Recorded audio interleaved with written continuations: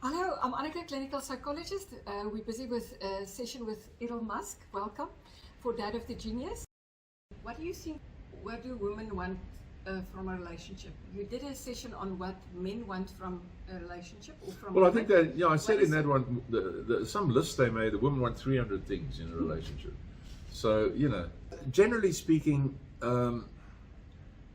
women will find the sort of man, when they're young, that works for them, and they've got their ways and means of getting that man, and they know how to do it. And we are like dumb clucks, the men, we think we doing it, but they're doing it, you see. So I haven't got any worries with women getting what they want. But Do you think the people in Elon's life, the women in Elon's life, do you think there's some similarities? well, the problem is if you like Elon and you are incredible in demand.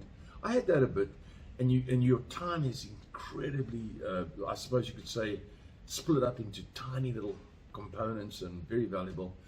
And you marry a girl who's got the same sort of problem, who's also permanently,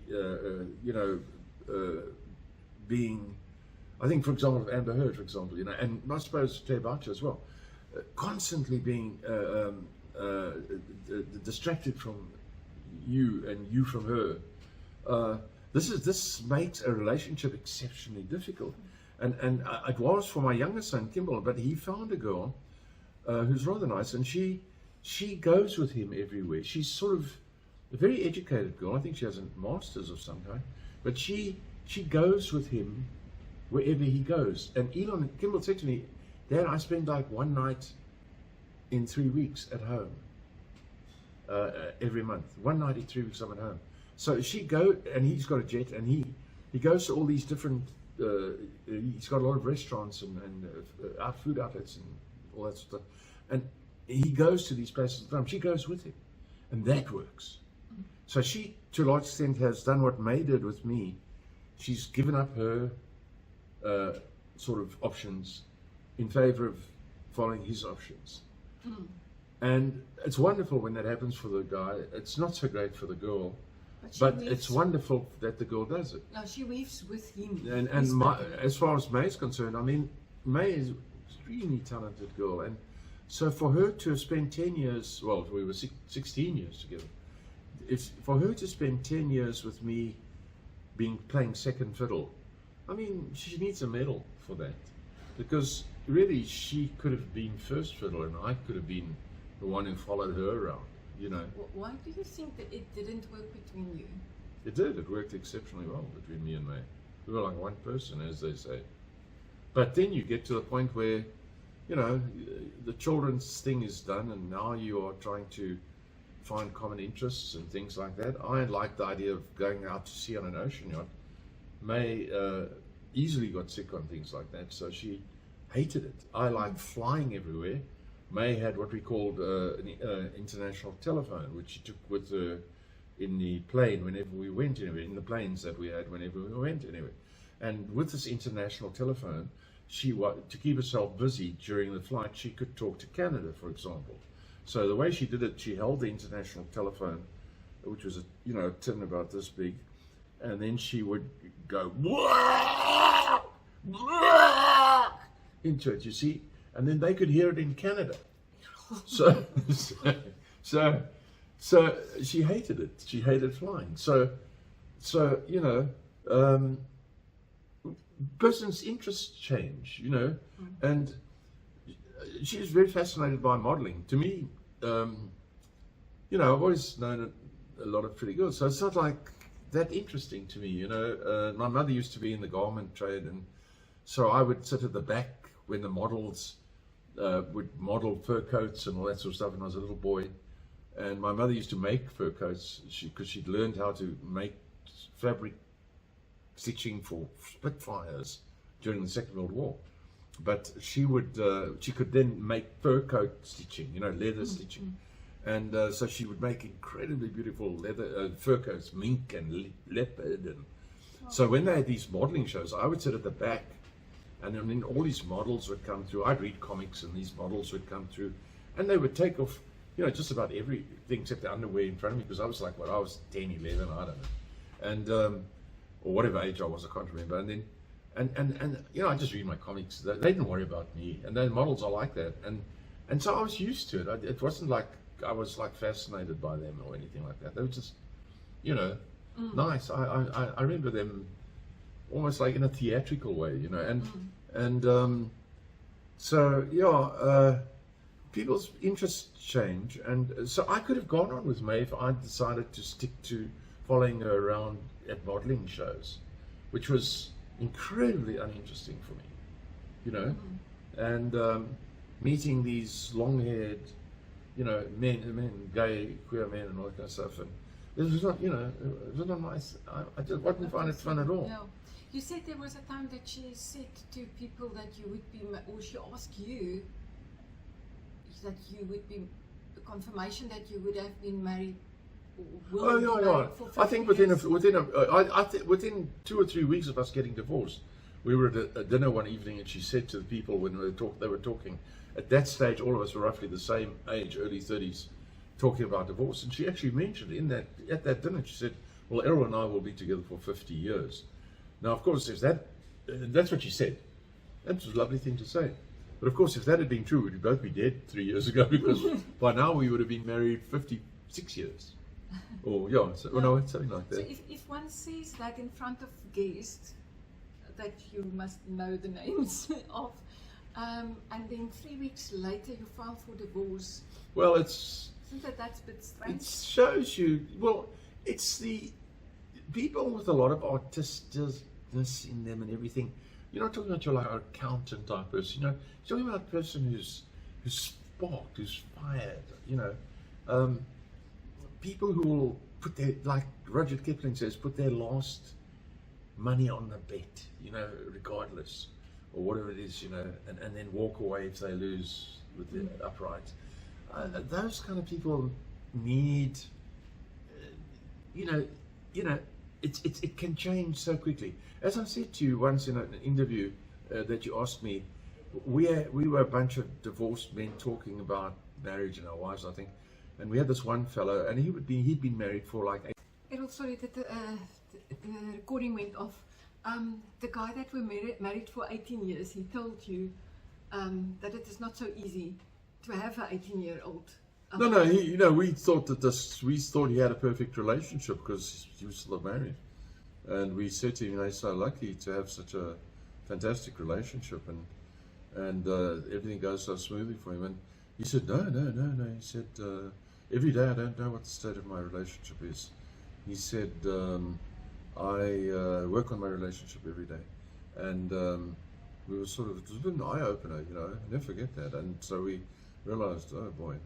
That he was much smarter than us. So, no, there's no such thing as forever. You have to work on these things, So, same as if you go to a job. I mean, you go to work if you're really intent on, and you've got a good job. You go with the idea of doing better today than you did yesterday.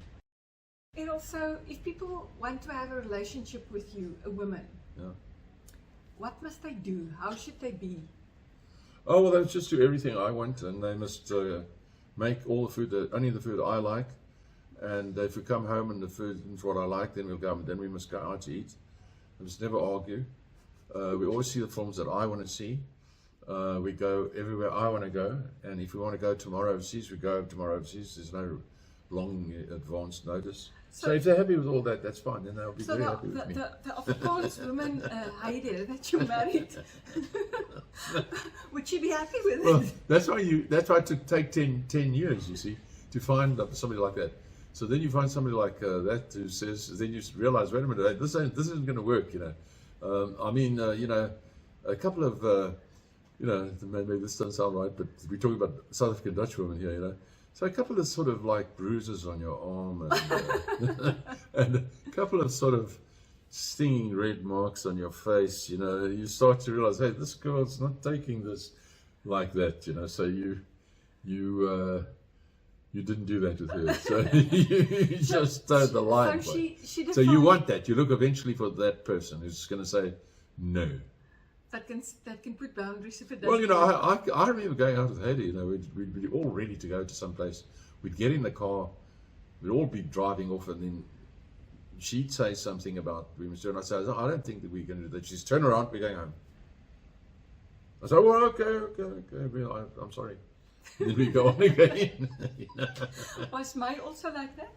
No, she was in the end, but in the beginning we were focused on making a success, the two of us, and trying to, sort of have a home and try and be a success. And so she was very supportive of me in that respect, and she knew that we were doing what we had to do to try and make success. So she was like, in terms of being a wife, I mean, she was like 10 out of 10. You know what I mean? And so was Heide, but different stages, different stages of life. What do you think is Elon looking for in a relationship? The same as me, exactly the same. He wants a woman that will do everything with him and do everything he says, except that when he tells her to do it, she says no. then he's interested. You see? And a full-rounded personality. so he wants somebody who will like follow him like a sheep or something. But in fact, when he turns around, it's not a sheep; it's a wolf. You know what I mean? And you want that woman who has the ability to stand up to you, and stand up to. He needs that to stand up to him. But he also doesn't. None of us can take the kind of woman that I have seen with friends who go away for long periods. We like 24-hour day company. I mean, the maximum part must be 8 hours, and not even.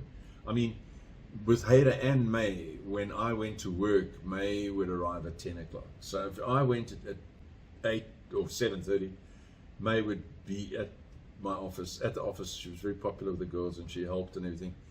A lot of the ladies I had, and she would be there at 10 o'clock, and she'd look terrific, and not every day, but many days, and and so the 8 hours apart didn't even work. So and it was exactly the same with Heide. Heide would, when we were married, she would say to me, "Look, don't go to work today. Stay at home with me until 10 o'clock, and then go to work." And I said, "No, I can't. I have to go. I can't. I mean, I run the business. I can't not go to work."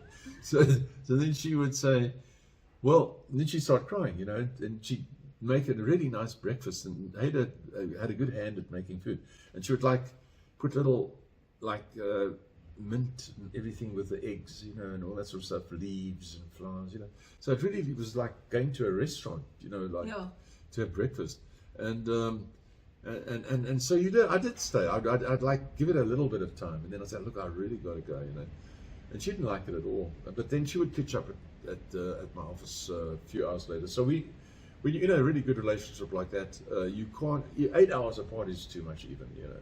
So weekends apart are almost out of the question. I mean, And it always puzzled me when I've seen other couples manage to do without each other for ages, months on end. I just can't understand that. It's not possible for me to understand that. Yeah. So you like to have a relationship joined to the hip? You join to the hips, really. And if you don't have that, it's very hard to keep the relationship where So it should I be. can say men with capacity would like to have a relationship with capacity. Yeah, they want you around them. You want to be around them. They want to be around you. They want to know where you are all the time. I think that's especially so. I mean, I don't think men, want to know exactly where their wife is all the time. But I definitely know that my wives want to know where I was all the time. One night I came home, after work, we would dress it sometimes quite informally, with a tie, but with just a pullover, And I went to work one day, and then I was told that a certain contractor's giving a bit of a cocktail party because of the completion of some project or something, and they'd like me to come. So I went after work, you see. So I only got home. I normally got home, before 6, you could say. in the city, and I didn't come home until I was about 8:30, and we didn't have cell phones or anything, and so I didn't phone May. I got home and the doors were all locked, so I couldn't understand what was going on. So and the house seemed to be in darkness, and very big house, and I walked around the sides to one side of the house, and I was standing under it was a double story. I was standing under the main bedroom window, which was on the upper level, and I was shouting. I was saying, May, are you here, May? You know, sort of thing. I might have taken little stones or something and thrown at the window. Anyway, the next thing, something went shish next to me and crashed onto the ground, and it was a flower pot. Almost hit me on the head. So she'd taken a flower pot out of the window, and you know, a big flower pot full of soil and everything, and she just dropped it with the idea of it hitting me on the head, and it just went smashed on the ground. And that's because I didn't come home when I was supposed to come home. That's unexpected. Yeah, that's what she did. And so there was also a lot of spark there. yeah, a lot of spark. I mean, you know, you weren't supposed to do that, and I was wrong to do what I did. Yeah. You know, and we didn't have cell phones where you could say, sorry, I have to be polite, I have to do this, I have to do that, you know. So you just, you know, do it and then try and get away from these places, and Yeah. you know, and you shouldn't do that. But obviously, you know, yeah. So she was like that, and I mean, men need women like that. You don't want some pushover. Thank you, Errol. Okay, pleasure. Okay.